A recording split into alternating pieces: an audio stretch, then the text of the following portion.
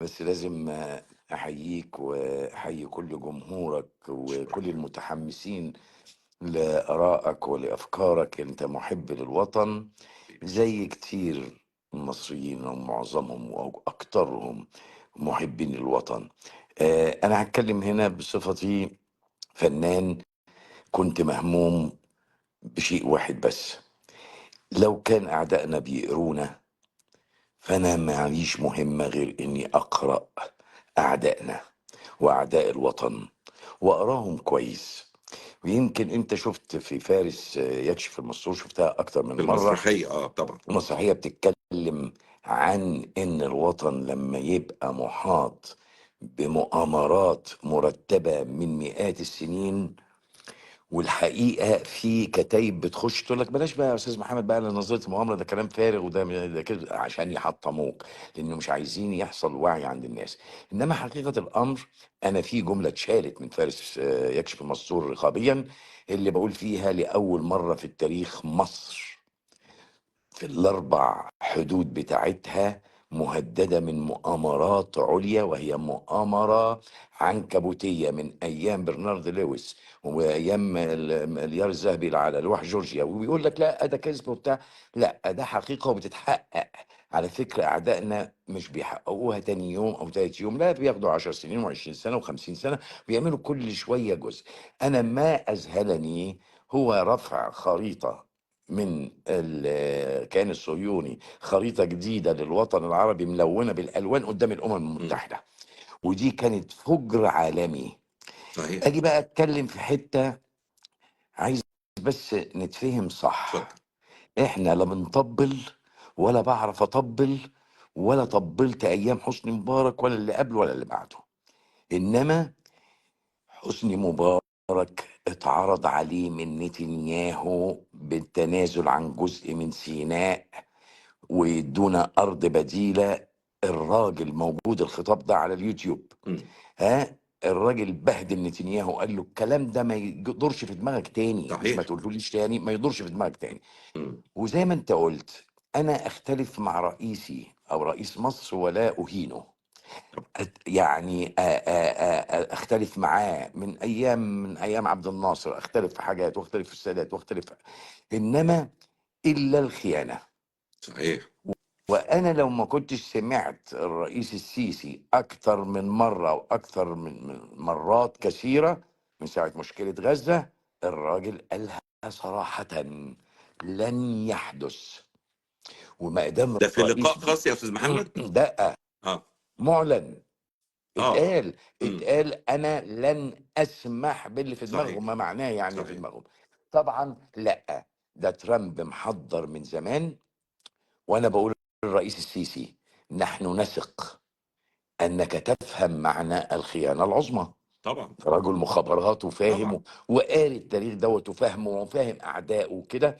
ولكن برضه بحط نقطه: احنا مش عايزين نحارب بدل حد، ولا عايزين احنا عايزين نحافظ على القضيه الفلسطينيه زي ما هو قال. مش هنسمح بالتهجير، ولن نسمح بشبر واحد من ارض مصر، واتقالت 10 مرات. ويا هو الرئيس سيدي، نفسه قال فعلا. غير ان هو قالها، يعني نتكلم بصراحة، مم. معقول الإعلام بتاعنا هيقول حاجة عكس اللي يريدها الرئيس السيسي؟ لا. الإعلام في نشرات الأخبار اتقال الكلام ده عشان زادت نغمة الخيانة العظمى، ايوه. اتهام مصر بالخيانة العظمى، واتهام وقادتها وجيشها قيادتها واجهزتها. وجيشها وكده. مقابل ايه بقى؟ لان ترامب صرح وقال ان احنا عايزين ناخد سينا ونسقط ديون مصر. ما هو قال كده يا أستاذ طيب، محمد. لو هو ادى مصر قد الديون دي 10 مرات، انا كمواطن او انت كمواطن او اي مواطن في مصر هيقبل؟ ولا مش اتنين، هيقبلها. ولا 2 تريليون. مش هيقبلها.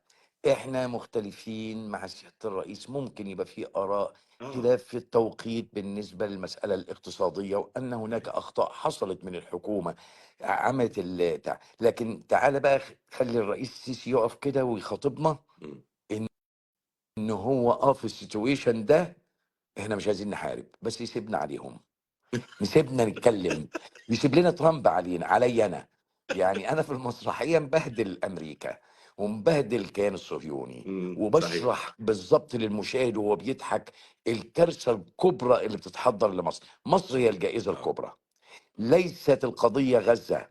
هم مش عايزين غزه، هم عايزين غزه، والمشكله دي علشان يخشوا مصر ومنها الى باقي الدول اللي مش هتاخد منهم ثواني.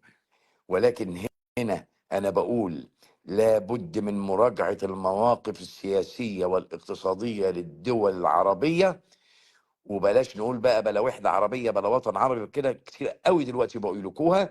لا، دي عايزه وقفه حقيقيه، ليست دفاعا عن فلسطين فقط او قضيه الفلسطينيه، ولكن هي دفاع عن حقيقه الامر، عن اراضينا كلها اللي في الوطن العربي. هو مدخل، واسرائيل كيان الصهيوني هو عنده حلم. احنا بلا حلم؟ لا، احنا عندنا حلم. ايه الحلم بقى اللي نبقى نتمسك بيه؟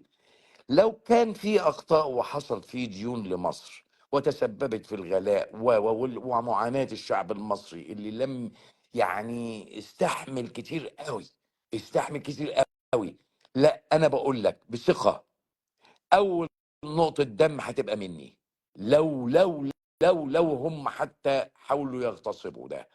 فانا بقول لا، احنا هنقف كلنا من اجل مصر، بس الرئيس يشاور لنا ايه اللي ممكن يساعدنا كدولة وكحكومة لكل مواطن ينتج جزء، ينتج حتاية، ونستعد لتصدير لخارج مصر. بس انا بطالب بلاش مصر دلوقتي تصدر لا المحاصيل الزراعيه ولا الثروه السمكيه، ما تصدرش ده دلوقتي. نستحمل 3 سنين ونقول ان احنا هناخد 3 سنين لتصحيح اخطاء وكسبانين الانجازات. تفرق يعني، بنصلح اخطاء وكمان كسبانين الانجازات اللي تمت. فقط المتغطي بالامريكا عريان،